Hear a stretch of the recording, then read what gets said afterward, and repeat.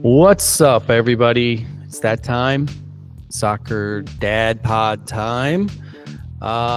We are recording this daytime, therefore, it is a Zoom. And from his basement, his dungeon, also his bourbon palace, joining me today, Mr. Zach Lewis. How's it going, Zach? Doing well, man. Doing well. Just happy to be on a Google Meet with you and our guest. You know, I don't do these often. You know, it's a rare treat I get to do a Google Meet during the day. You know, Yeah, no, I that's mean, sarcasm for those that are not paying attention. I do Google Meets all day, every day because I get to work for Salesforce. So this is what well, we do. I was going to ask, when is Salesforce going to catch up with technology and actually just do Zoom meetings and not fly you guys all over the world? Well, I mean, I rarely get to go anywhere, but they like to have people in person. So you know. Well, you don't have to go anywhere because you're on Zoom all the time. That's the irony. That's the circular irony of what we're talking about here. Well, what's hilarious, and you talk to other remote employees that are being dragged back to the office, they still have an international component or a national component to their roles. So most people who have to drive in to the offices now drive in so they can do Zoom calls with people outside of the office. Love it. Sounds super efficient. Yeah, good times. Hey, so we're going to be talking all things club soccer, recruiting, college pathway today with one of the nation's, well, in fact, the nation's largest club. You've already read your dashboard. You know what that club is. So sit tight. We're going to bring our guest on in just a second here. Wanted to go over a few things. We are recording this right around the Thanksgiving holiday seasons, right around the corner. And at this time, we recently, I just did a little short episode. I wouldn't even call it an episode. What would you call it? Just like a PSA. Me and Andy, we jumped on talking about kind of showcase do's and don'ts, kept it to 3 simple little areas. Go back, check it out. It's in our episode list. Really simple, like for kids that are planning on attending these showcases, some advice as far as how to communicate in advance. What do? You know, how soon should you communicate? Then we talked about some of the intangibles when you're on the road, when you're in the airport, when you're at the fields, on the field. What are recruiters looking for that are not things that are not soccer specific, not technical, not tactical, not physical, but who you are that they're looking for. And then also, when the weekend's up and all the games are over, how soon's too soon to reach back out? You know, when you should reach out, you know, and kind of get an idea of what these scouts are going through. So it was really cool, really simple. It's actually a very kid-friendly one from the standpoint that a lot of our high school kids that are going through the process, really easy information for them to learn from. So go check it out. Other than that, I mean, you know, we can't say enough, can't thank you guys enough for listening to the show, continuing to support the show. If you wouldn't mind, one ask, it's the holiday season.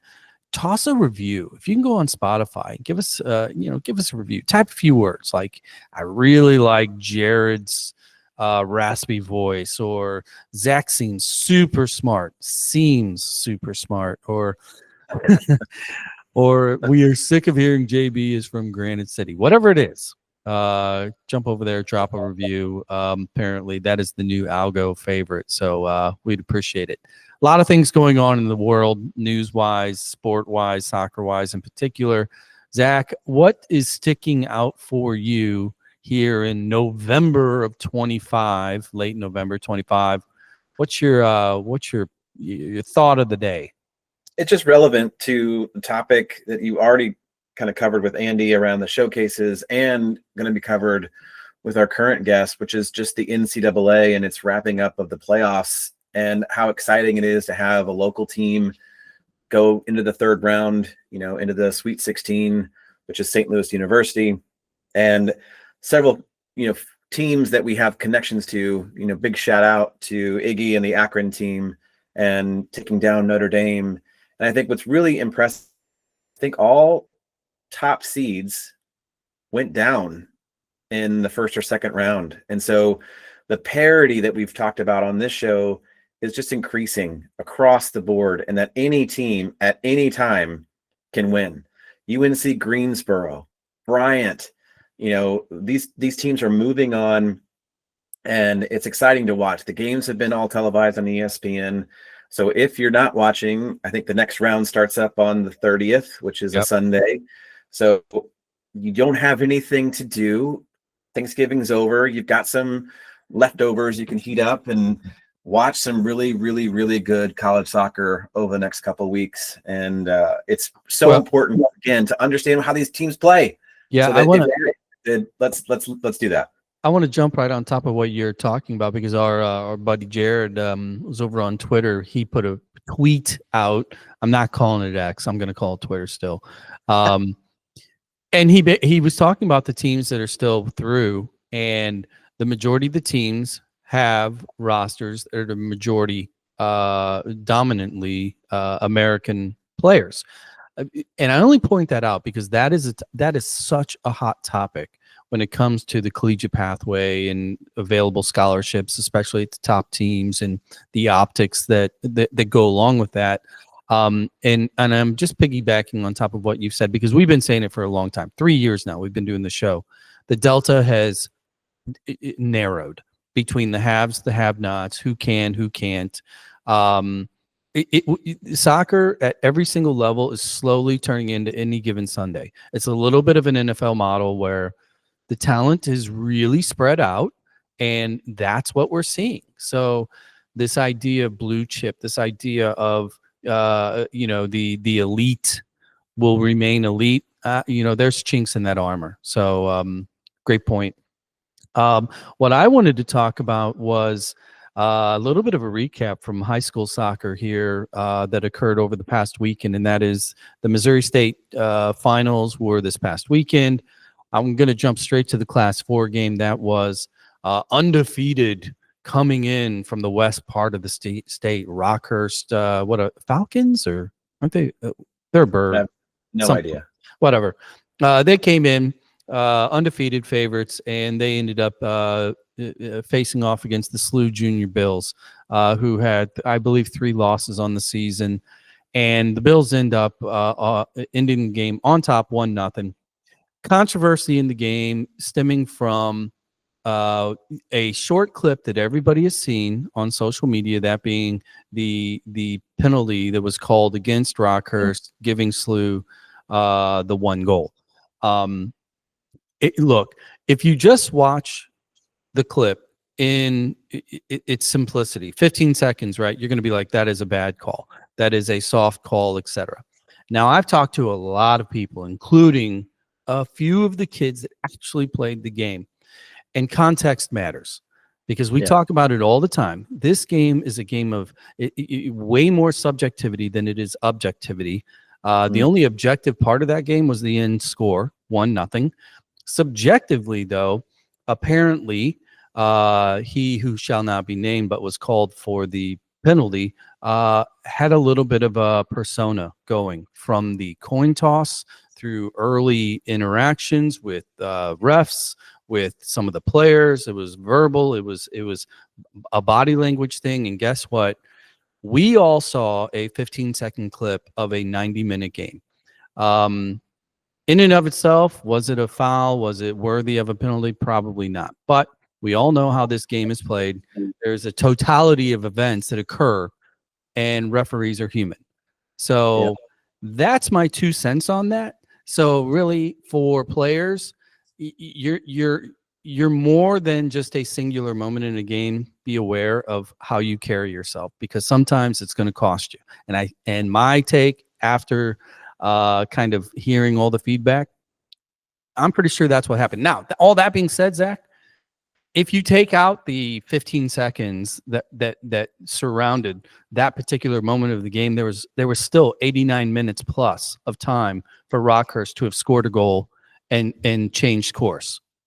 Well, that's the point I wanted to make, and I can't wait to get our guests' take on this, as his locality is referenced with Rockhurst. But I think that's the part that goes missing, is you have a single moment like that. And yes, it changes the dynamic of the game.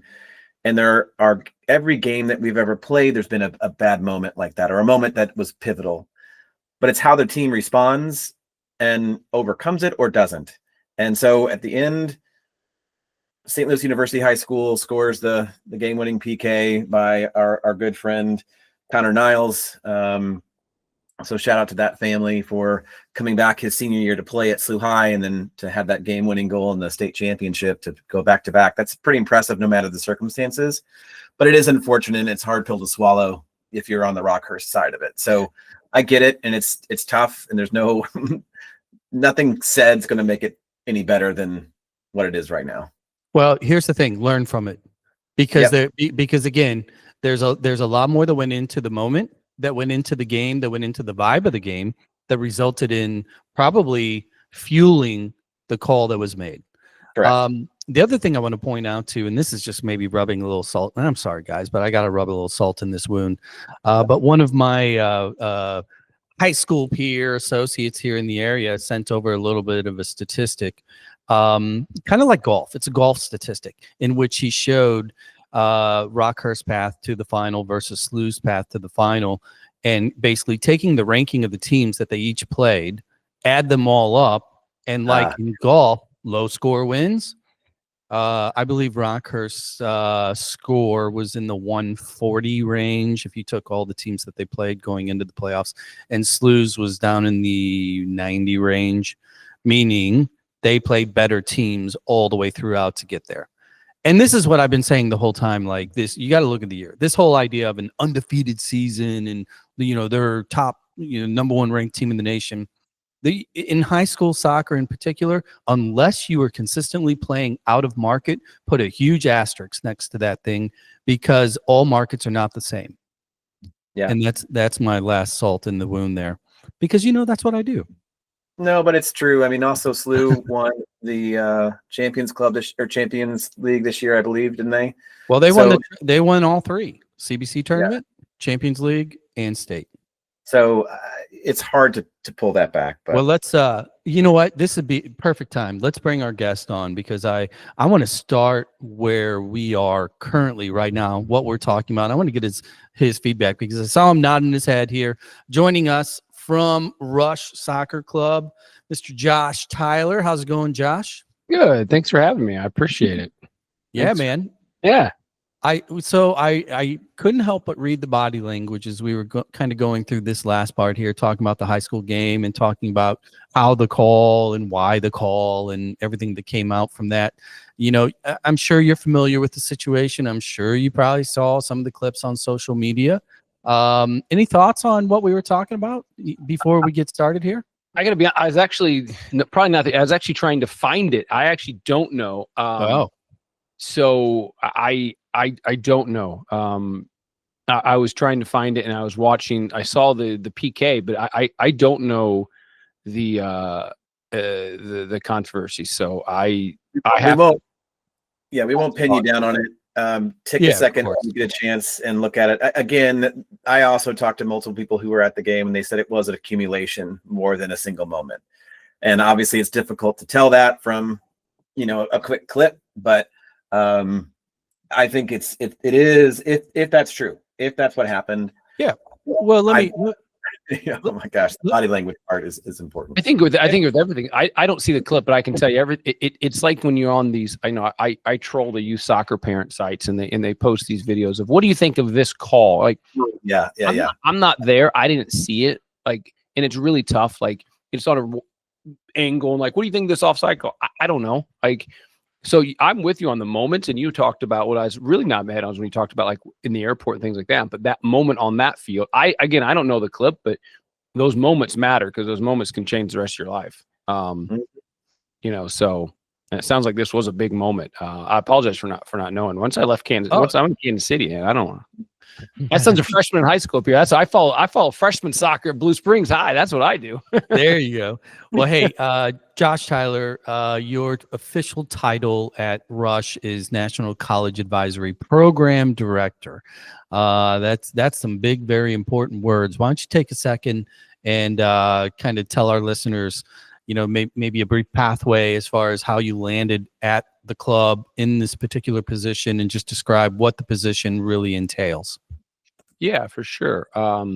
I've been with Rush Soccer. I actually started Missouri Rush when we were at what was that crap park in St. Charles, but Woodlands. So back before the nice Missouri Rush complex is like 2013, I was the head coach at St. Charles Community College, and so I came on as a director of goalkeeper, and we were training goalkeepers in the hills because the only spot in the crap ass woodlands that you could find grass. So I get really creative of how we could train goalkeepers, and so it just so we're doing Missouri Rush, owned a local business there in St. Charles, and coaching in college, and so fast forward 2018, I believe, I was at UMSL. I think I was at UMSL at the time, and my passion's always been the recruitment process, always. Because at St. Charles Community College, it's different now. They don't have dorms then. Like, you recruit a very specific type of player that doesn't want to leave home, wants to live in their parents' basement, and I grasped that. But I saw this gap, and like I want to help other clubs and other families understand, like, if you want to leave St. Charles, I still want to help you. And so that's how I really found this niche in the recruitment process. And Rush at the time we only had 35 clubs nationally, and they're going to hire this national CAP, which is College Advisory Program Director, to build this program. And so it was interesting. I applied for it and got the job very quickly. And then I had to tell my mom and my brother, we owned a business. I'll give a shout out for Floyd Glass and Window there in St. Louis. But I had to tell them now, hey, by the way, I have this full-time job now that I'm going to do.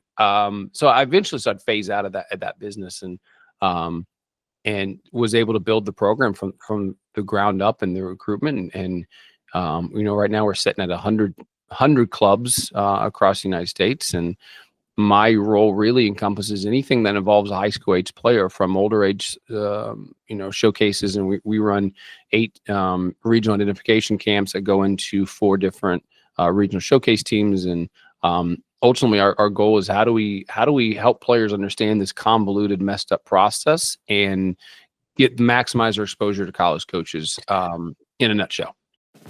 Today's college soccer programs receive hundreds of emails a day from players wanting one of very few spots on their roster. Jared, Zach, and I, we all use Choose It Right for our son's communication process. The platform creates a simple resume format that includes academics, club and coach info, links for pics and highlight videos, and more importantly, the platform has a database of colleges, their sizes, locations, conferences, majors, and costs to help narrow down the search. Check out the Choose It Right link in the show notes and take advantage of the SDP discount on your purchase. Back to the show. So let me ask you this, because the numbers on Rush are pretty staggering, really. When you think of club soccer in America, for those of us that are in this market, the synonymous names, the big dogs are Gallagher and Fuse in particular. I think the numbers are somewhere in the low 4,000s for Gallagher, maybe mid. Fuse is in the mid 3,000s, and plus or minus a couple hundred here or there.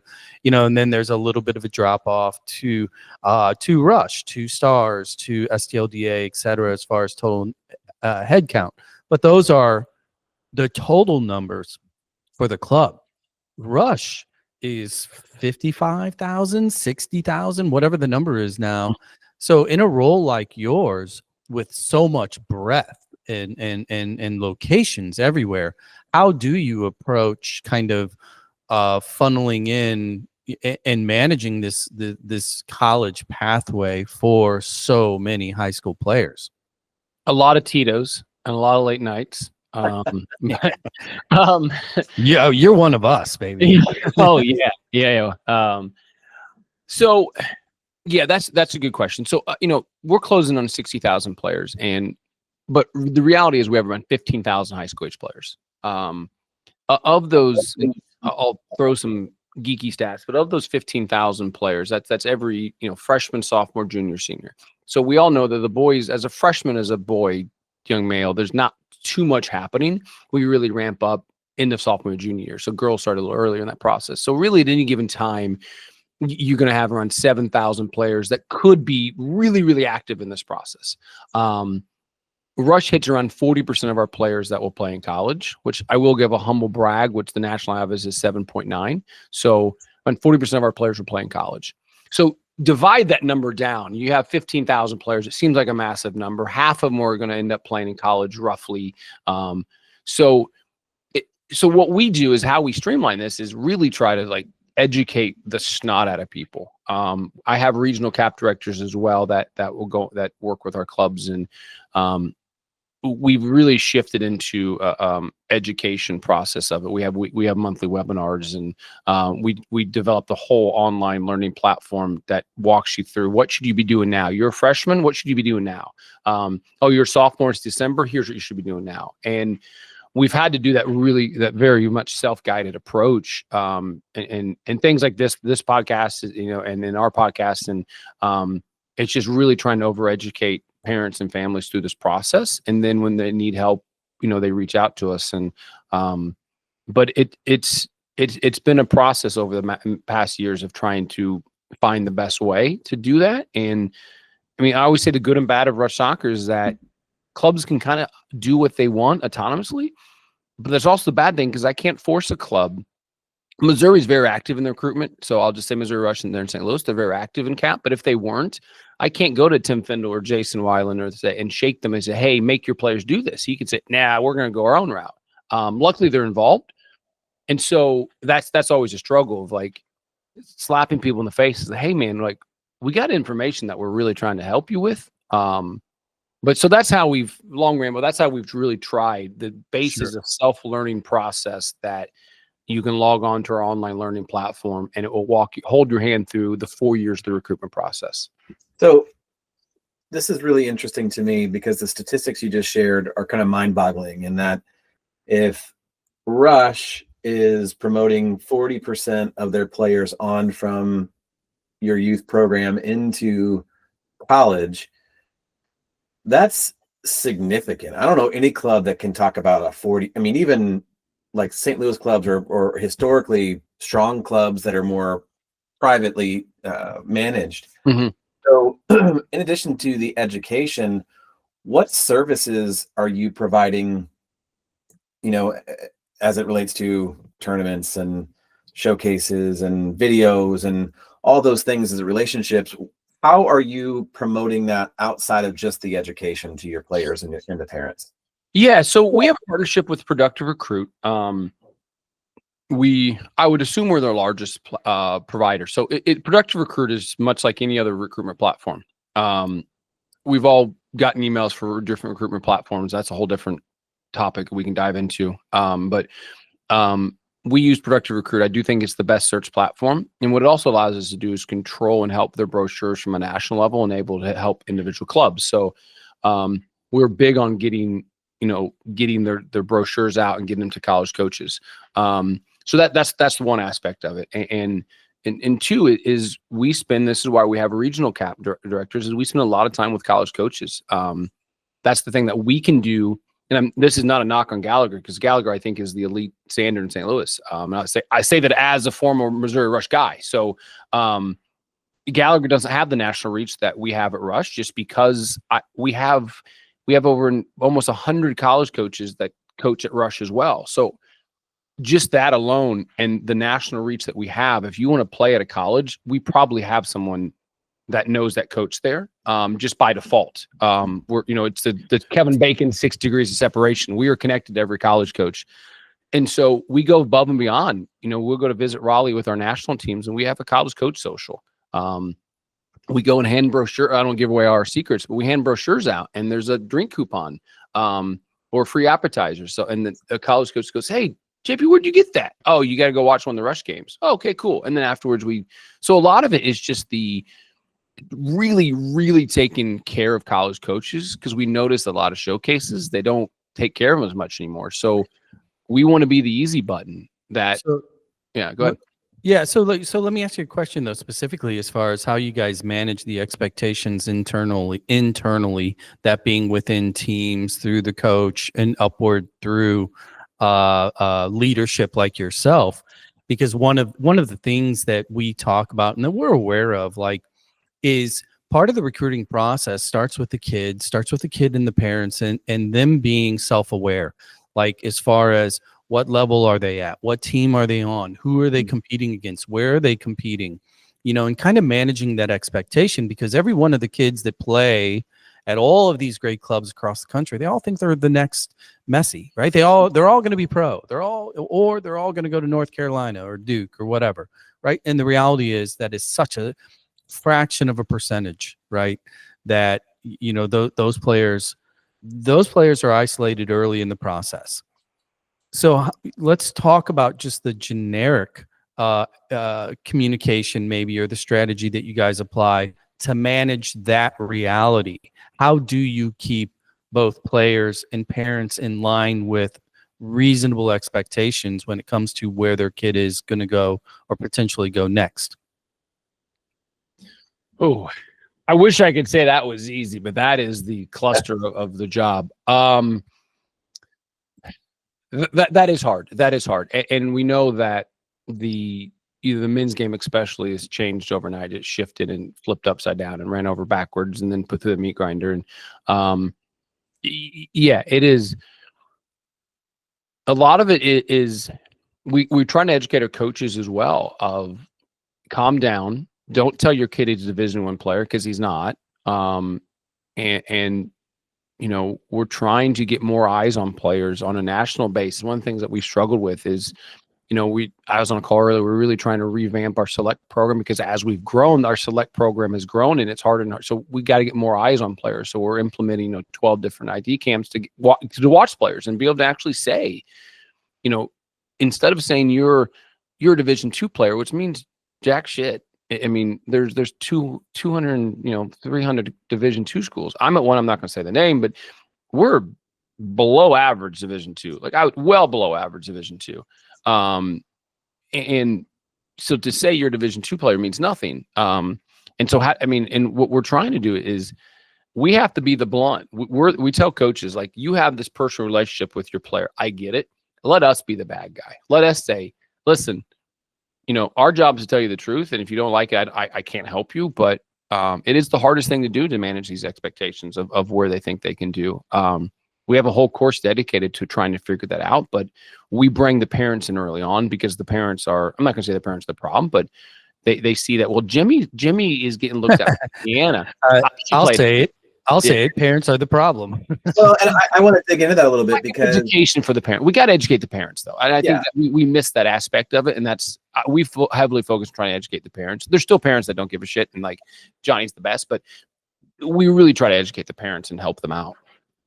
But so let me ask kind of a follow-up to that, because you mentioned just how blunt the club has been and providing this kind of feedback, but you still had these excellent numbers. Do you have kind of a breakdown of, of that 40%? Because if you're at 60,000 players and you've got a 40% return, basically, that's a pretty big number. Yeah. What percentage of those kids are going, junior college or D3, D2, et cetera? And that's not to be specific. I'm just curious, in that realm, how many of those kids are going D1, D2, D3, junior college, et cetera? Yeah.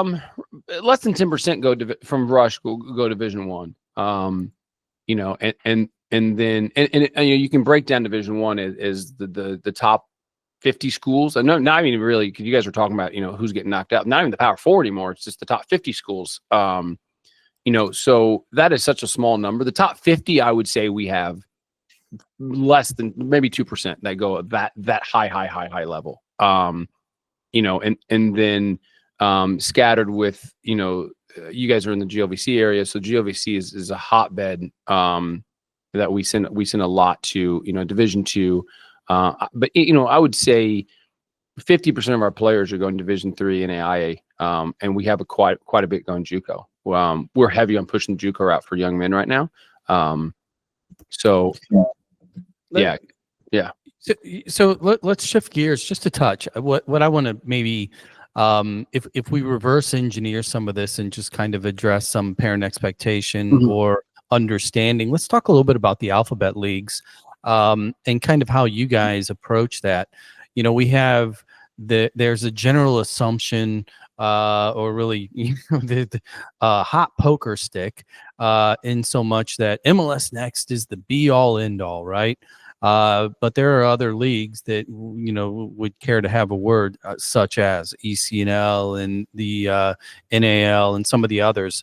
But as you know, a club like yours is extremely unique because while a singular club like a Scott Gallagher in St. Louis has X options available to them, Rush is in so many markets that, the alphabet options has got to be mind-boggling.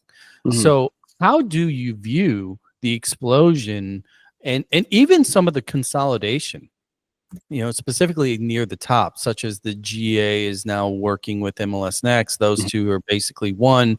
There's more consolidation that's occurring under the MLS Next umbrella as we speak. You have ECNL that is kind of run independently, that is, trying to keep its lane independent. Can you take a second and just give us your opinion as to the good, the bad, the ugly of all of the alphabets in our markets? Yeah. So we obviously have a club in every platform, every league across the United States. And so hopefully someone doesn't hear one part of it and says, oh, well, Rush really likes this club. So we have a hand in every single league across the United States. And I will go as far as to say that I think for the boys, MLS is still the best out there. I think for the girls, ECNL is still the best. And I think that's just the reality of it. And the other leagues kind of fall down. And there's been a massive growth for those leagues. You're going to find the next year their growth is slowing down. There was that land grab of teams and they're going to heavily slow down and really focus on the promoting from within, which we all want, because obviously we know the growth of these platforms can't continue because it's going to explode and the bottom is going to fall out. So in general, you're going to have two different pathways to be able to go. If ECNL is what you want, you start at the MPL. So in theory, what they're trying to accomplish is go MPL, RL, NL. On the opposite side, you have DPL, and DPL, Aspire, GA, and that. And they're trying to, MLS and GA are trying to really work together, and they're trying to tell clubs, you got to pick what pathway you want to go. You're going to MLS and GA and then Aspire and then, DPL and then down. So let me ask a quick follow-up though, because I'm hearing kind of you start to lay it out, and even my head spinning thinking, because some of the acronyms you just laid out, I've never heard of these things. Oh, sorry. Okay. No, that's fine. I mean, but it's kind of proving my point because it's for me, it does seem like it's too much. Yeah. And if we go to the first part of our conversation where we were talking specifically about the recruiting process and getting in front of scouts and coaches, etc., look no further than the MLS Next event coming up, Fest, which is right around the corner. This is the first year in which not only is it the MLS Next Academies, Elite Academies exclusive, that they have added the layer of MLS 2, right? Which is now multiple markets have it. And if you think about it economically, right? And you think of the schools that you would love to be there the whole time, that are going to scout every single kid so that you can feed this narrative that every kid has an opportunity. Well, that's just not realistic, because if you look at the calendar of the event, it's 2 weeks long. A lot of these college programs, they're on budgets. They're not going to send a staff of 2 or 3 out there for 2 weeks straight in a VRBO and everything else. And then they're going to be going to Europe in mid-January for those. And then they're going to do another flex. And then they're looking at ECL and that. Like, it's too much. So how do you, when you look at the showcases, when you look at all the alphabets, right? Where do you prioritize? How do you prioritize so that you can get the most value for your players and the families within the club without chasing some golden goose that isn't realistic 3 time zones away? Yeah, I think that's the key. It is you know, it is. Everyone's fighting for the dollar right now, and I think where we have to be realistic, and coaches aren't going to these league games. I don't care if it's MLS, it's ECNL. They're going to these showcases, and the showcases are long. And yeah, the budget is thin right now. Schools are fighting to stay alive right now, but I think the people, like you said, they chase it, especially when you're looking at ECNL and MLS, that they're spending $20,000 a year to travel, and they end up going to SLU. Like, you could have stayed home and gone to SLU and not spent $20,000. And that's the thing, is that I think the problem that we have is so many people are chasing this badge, like you said, and they're going all over the place. And so the ultimate reality is as you're chasing this, and if you get your expectations down, we try to break it down to very simple. Is what is it that you don't want? Like, instead of saying, everyone asks, grandma comes to Thanksgiving, so where are you looking to go to school, Johnny? I don't know. But what you can ask him is, where don't you want to go to school? And my always joke is, I don't like old people in Florida. So guess where I didn't want to go to school? Florida. Like, if you don't like the extreme cold, don't go to freaking Wisconsin. Like, well, I mean, that's sales 101, right? Seek out the no. Yeah. Create so that list first. 100%. Because now I'm down to 40 states. Okay. And I think that's the thing, is that we're chasing this, but they don't know what the end result is. And if your result is to go pro and you're a young man and you're at a high level, go to MLS. I get it. Like, that is your pathway. If you're that level, but we open a can of worms on it, because I mean, it is good and bad, but it's these leagues we have these players. One of our biggest roadblocks is these people sitting back and going, well, I'm an ECNL RL. I don't have to do anything because coaches come recruit me. No. You know who's in RL? 40,000 other players. So the RL has now become the local league. And so it's, back in St. Louis, it's what the MRO used to be. That's all they are. And I'm not knocking anyone in RL, because it's a fantastic pathway, but you're just an advanced local league now. And so to sit there and think, I'm an Easton RL, I don't have to do anything to get recruited, you're boldly mistaken, and you're not going to get recruited because you're not doing the work. And so when you have to prioritize of where do I want to go and what I need to do, you have to do the work more. And you, like these showcases, like you said, coaches aren't sitting there for 3 weeks. And here to illustrate what your point is, Josh, which is, my son played not only for an MLS academy, but an actual MLS club academy. Yeah. And that was, the pinnacle of all things. And even then, after the showcases, being on that team for 2+ years and still not getting phone calls, still not being recruited, it just goes all the way down the line that you have to advocate for yourself. And if you don't have the time, ability, or capability to do that, then you need to work with somebody like CAP or other groups that are going to help you promote your child or yourself if you're, self-sufficient in that manner. I just read an article this morning about pay to play and how, America is just abandoning all these kids that would be great soccer players if they could only afford, the club fees and things. And I have a hard time being angry at those articles, but I also have a hard time not saying anything. And one of the comments that came out of it was, if you're trying to compare us to a village in the Netherlands, you're dumb. Yeah. Because we're not a village in the Netherlands. We don't have that same ecosystem. Our society is hundreds of years behind theirs as far as the, condensing of populations and the community-driven aspect of that. So and it's just not a, it's not a. And let's go to the other end of that spectrum, Zach. Curacao just qualified for the World Cup, first time ever. Yeah. They can't afford turf. Like, they are playing in, dirt grass pitches. Like, their whole system is literally, by definition, third world, and they qualified. That's a culture. That's a result of culture, right? Yep.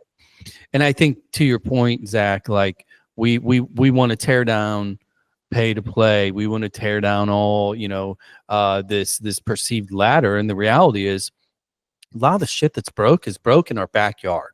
We're not just letting kids play. Josh, go ahead, take 2 seconds. Thoughts on that?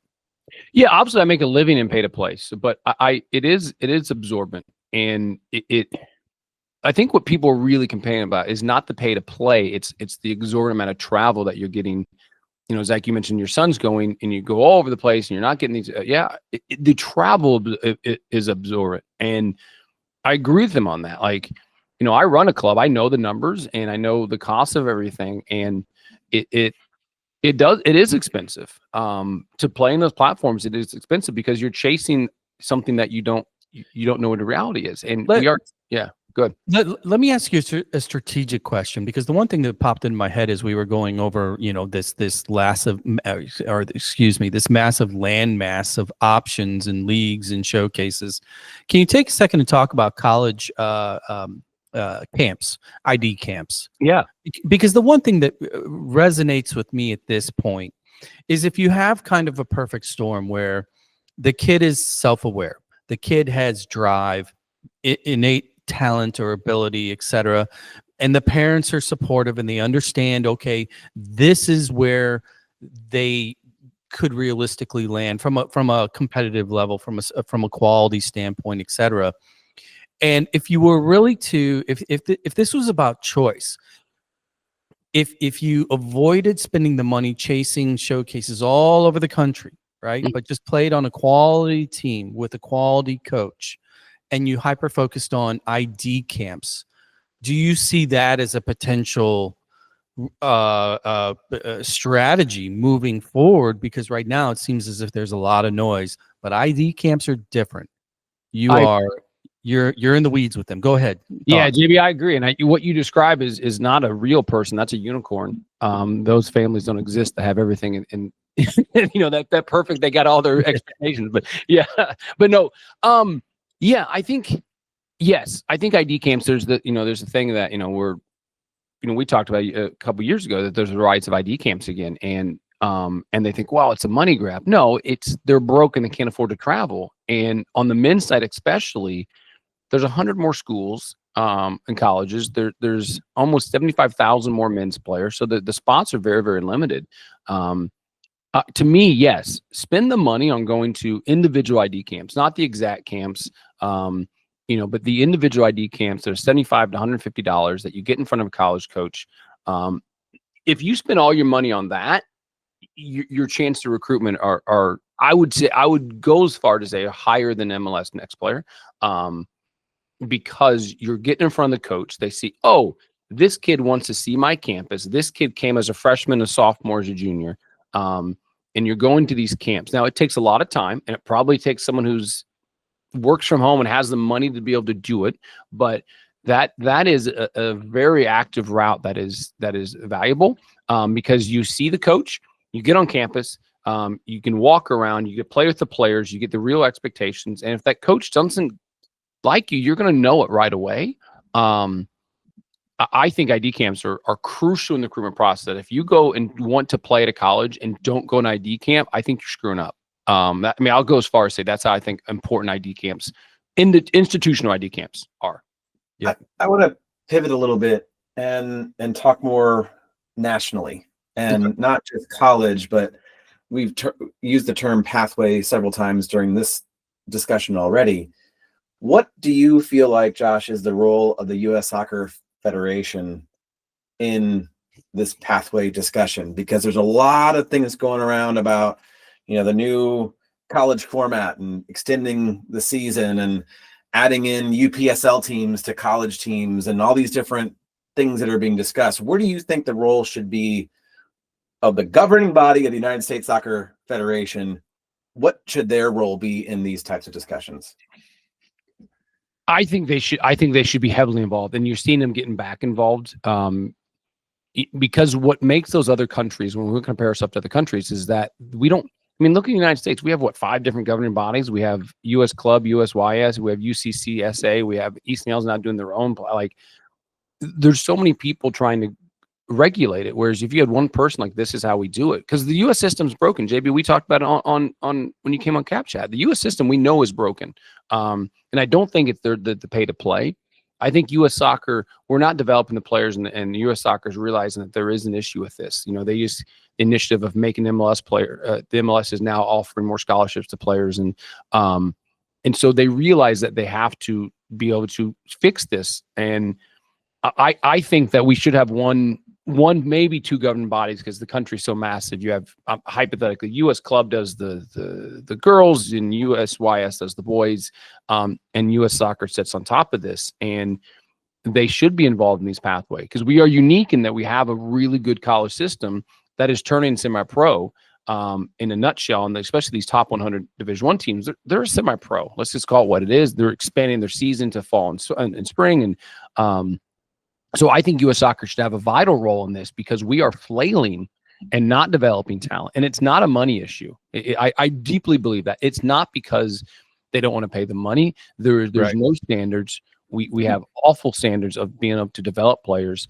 And I speak even Russian. That I can't control what a coach does in North Carolina. I can't control that coach, nor should I. But there should be, this is how we develop players. This is what it looks like. Here's this pathway. And I think U.S. Soccer is doing a really good job of doing that. We recognize it now and trying to. So let me be a little bit of devil's advocate for the sake of good content.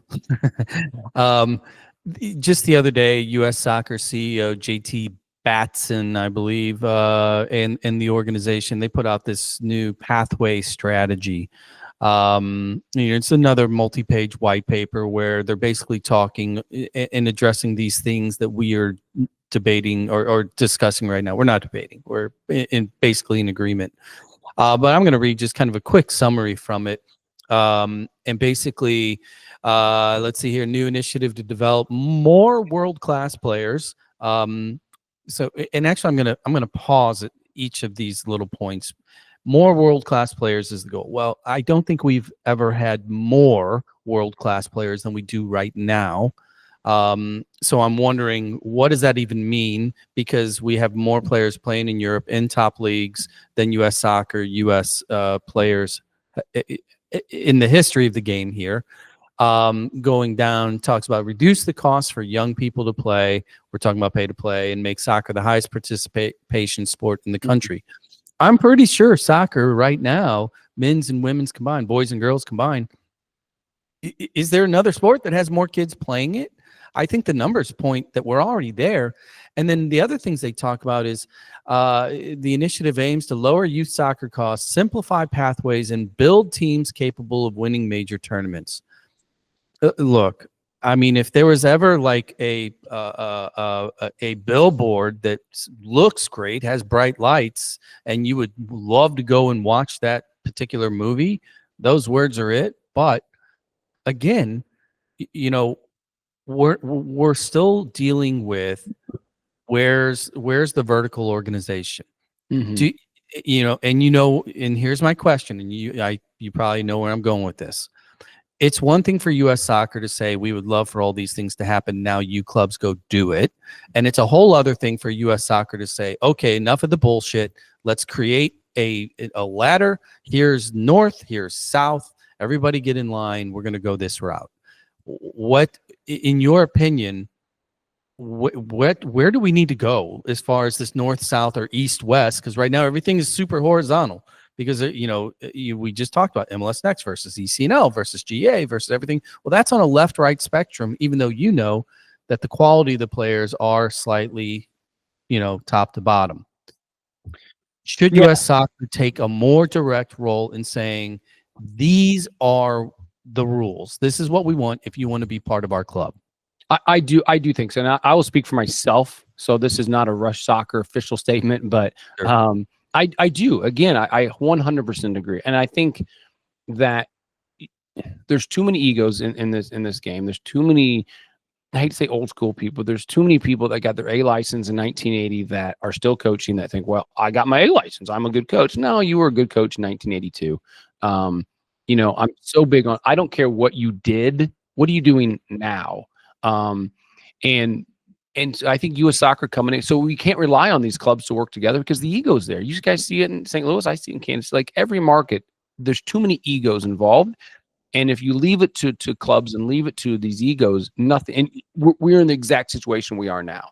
And I think U.S. Soccer coming in, I've long dreamed, and I think the problem with these platforms a lot is that it is an entire club buy-in, which is good because that's where the money is. So I'll just use East Nell. You may have a really good 2000, well, now we're switching, so I'll try to get the new terminology. You may have a really good U17 team, but your U16 team is dog shit. So, but everyone comes in. So your U16 just get killed. Their player development is awful because they're going to play in a league where they're getting dominated, but the U17s are awesome.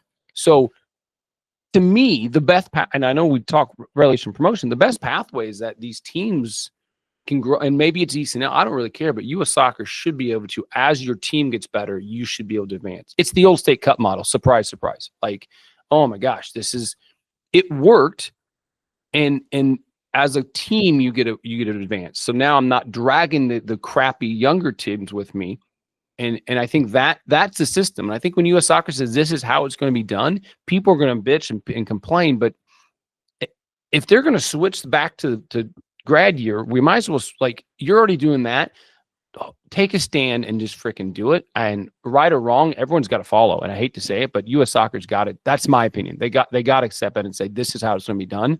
Otherwise, we're going to keep flailing, and the bottom's going to fall out. And there's going to be a lot of clubs that are left with nothing. Zach, go ahead. I think that's almost like a mic drop type statement, and it's something we've been hemming and hawing around for the last 3 years of this show. So, Josh, I don't have a lot of questions left because I think it sounds like we have similar opinions on these topics. But I guess maybe what would be interesting to hear from you is, your prognostication of where we are in this discussion 2 years from now. Let's say college does change their formatting and the U.S. Soccer Federation does get more involved in that college. Do you see a massive change in the way that you go to work every day as far as providing, updates for the recruiting process and the pathways? Where do you see things going if you had a magic wand or a crystal ball, I should say? I'll start by saying the past 2 years specifically, I've seen more changes than the 20 years I've been involved in the college game. It is, and I use the analogy, but it's flipped upside down, backed over, and so I don't. So yeah, it's going to constantly change. But what changes for us is from my staff is how do we educate players the best way, and that's what's constantly changing. Like 3-4 years ago, ID camps were dead. Now they're back, and so we're constantly like trying to test what's happening, what's not happening, and what's working. And I do think that the college, the split in the seasons, it will pass, and it's going to be the way it's going to be. And I think it truly develops players in a longer sense. And it's going to continue to change. What it looks like in 2 years, man, I don't think I would have thought NIL would have taken over as much. So it's hard to predict. And the best thing that we try to do is, with our full-time staff, is we're just constantly figuring out, and we got these little test markets we can try. Believe me, like, we have a very successful program, but I could spend another 3 hours telling you of all the shit that failed that we didn't get to this point, So I think it's going to continue to get more and more competitive. That's the reality of it. I think the roster is going to continue to shrink because when you're expanding to a longer season, injuries are less, So now a roster carries 35 to 40 players. Take out the Division One, but the people who've opted in. But ideally, they're these, because if Division One goes to that season, D2 will follow. If D2 follows, NAI will follow. So I think this season will continue to happen, and I think you're already seeing roster limits of 28 for the big time schools, and I think there's gonna be less and less spots at the top. And I think it's going to be JUCO is going to continue to rise. And I think players have to set their expectations, because if you're only playing one game a week, you have time to recover. Right now in college, You're Right. playing 2 games a week. You get hurt, you're out for 4 games. You just lost your starting spot. And so I think it's going to get more and more competitive at the top. I think it's going to increase the level at Division II and IA Division III, and especially JUCO. I think those are continuing to explode, and you're going to see that pathway. And it just has to shift. I think the Division II is the new Division I right now.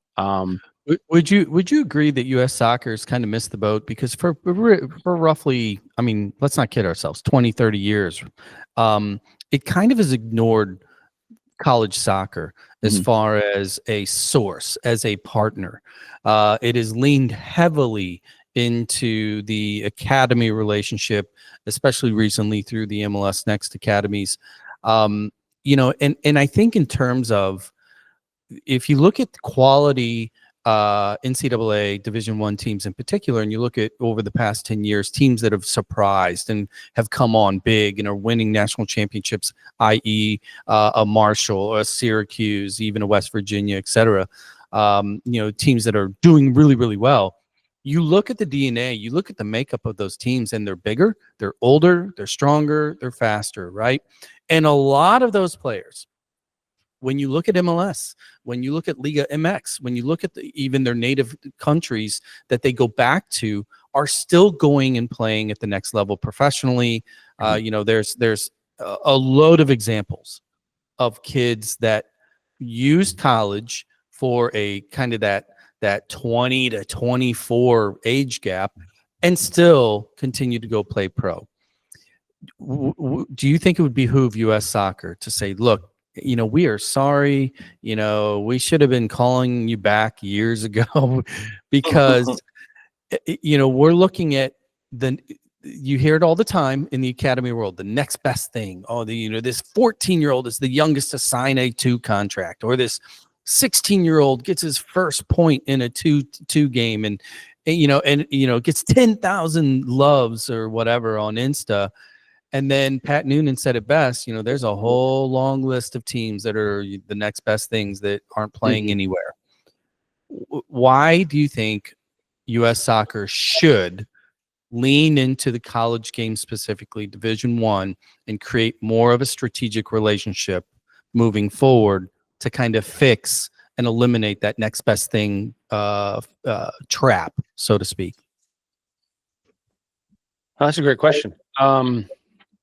I think even if you eliminate the next best thing, there's going to be someone else that has their next best thing. But I think, and it's interesting. Why didn't U.S. soccer get involved? And I also don't want to discount, take away that NCAA is a pretty political and sometimes corrupt organization. So, I'm not saying there's not self-inflicted wounds. I'm just saying, so I don't know what happened. I don't know what's happened behind the scenes of like U.S. soccer wanting to get in. I assume the egos got the best of them, and they both just said, I'm not going to work with you. I don't know what happened. It is unfortunate that it hasn't. But again, if we're trying to develop the best players, and I think it's easy to say that these top 50, 100 Division I programs are probably our best athletes out there. And we'll take away a Chicago State, but those big programs are where we should go. And I think, implement that model, because U.S. soccer is the one who said we need to split our season, and all the coaches are in agreement with it. And so I think them getting involved with this, because that is, and that becomes, because college right now has never been connected with the dream is, if you're going to go play professional, you got to skip college. Like we just sat down with Cole Bassett last week. He skipped college, Pulisic. Like you see these guys, they feel they have to go overseas and not play college in the United States. And so I think with them getting involved, it makes the college, again, this is why I think it's going to increase. It's going to be hard to get into, because it's going to now increase the talent. And now they're working directly with U.S. soccer. So they're probably going to have scouts and they're going to training. And so I think it makes that high level Division I a very viable way, and probably the way to get into, you're going to MLS or whatever in ECL to college to pro. And especially too with the expansion and explosion of USL and its hierarchy, they are slowly, and I know there was an issue over the weekend as far as the t-shirts and everything else, like pay us fair, but you know what? That too costs money. I think like, have you, in your opinion, has there been a better time? We always talk about make something great. Again, I don't want, that's a political reference that I'm not going to go there. But has it ever been better than what it is right now for a kid that is wanting to play soccer and has a dream of either getting a degree and or going pro than right now? Oh, agree. It is. And I'll allude back to the pay to play model because that's kind of what got us here. But if you want to play professional, there's a higher chance you ever had to get. If you want to go to college, if you put the effort into it, I'm not going to say I guarantee you, but if you're playing in a club team and you want to put the effort into it, you're probably going to get a chance to play. The World Cup's coming in, so we know that club soccer is going to increase by a minimum of 30% of athletes, and then followed by the Olympics. And so right now is the best time for U.S. soccer to step in and change this landscape and really grab hold of. Because the last World Cup we had in '94 is when MLS kicked off.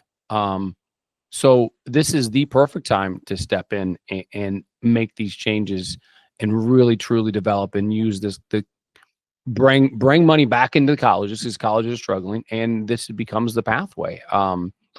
I think it's the perfect time, and it's a great time to be a kid. Like I didn't have these to ask me, oh, could you do on pro? I was like, I don't know. That was never a reality for me.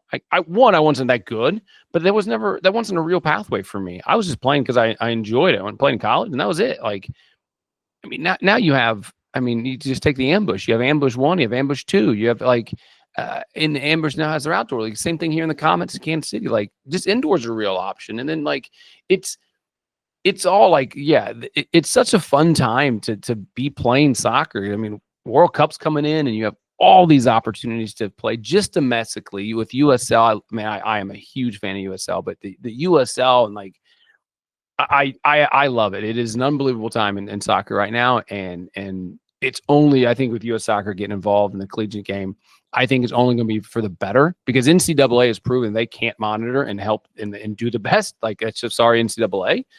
We saw what happened with NIL and all this stuff. They just threw their hands up, and now they're trying to reel back, and they've lost control. So U.S. soccer is now grabbing hold of this thing. Now's our chance to really impact the youth soccer landscape here in a very positive way. And I think if we continue to have this path, I think it's gonna be really positive in the next couple of years. And I think we're gonna look back at this conversation and go, we are in this pivotal moment in history of U.S. soccer that I remember, just much like '94, the '99ers win the Rose Bowl. I remember this moment when soccer, with the college soccer landscape drastically changed for a positive. I love it. I think that is a perfect way to end on the up. Josh Tyler, really, really appreciate you coming on, joining us and chopping this all up, because you obviously, as the National College Advisory Program Director for, you need like and I was going to do an acronym there, kind of like make it a nickname thing. National CAP Director. National CAP. See, that's still, I'm calling NCAP. I'm going to call you NCAP. Yeah, there you go. There you go. No, this is great because the timing couldn't be perfect. There is a ton of change that has already occurred, more coming down the pipe, and I think that the more parents know and understand kind of what the landscape really looks like, that's the value, because you want your kid to thrive, you want them to achieve and reach for their dreams, but it's pretty important to know what the dreams even are that are available, So, Josh, thanks for joining us, man. Hope you enjoyed yourself.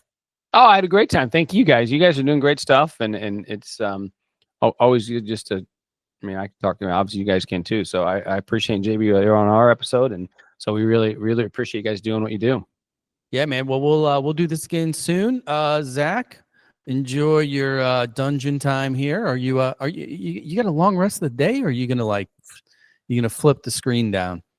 I'm gonna have some Champions League going in the background while I do a couple more work related items. Tomorrow is kind of a dead day, which is nice, but it's not dead day for for football fans, which is nice. So Well, I'm I excited. tell you what, I will, when we get off here at the time of this recording, I'm going to go to my favorite place in the world, that being Amsterdam Tavern. Oh, yeah. And I will FaceTime you, Zach, just to check in, make sure you're doing your work. All right. All right, everybody, we're out of here. Soccer Dad Pod. Thanks for listening. Like, review, follow, share, all free. It is the holiday season. Give us some love. And until next time, we are out of here. Thanks, Josh. Thanks, Josh.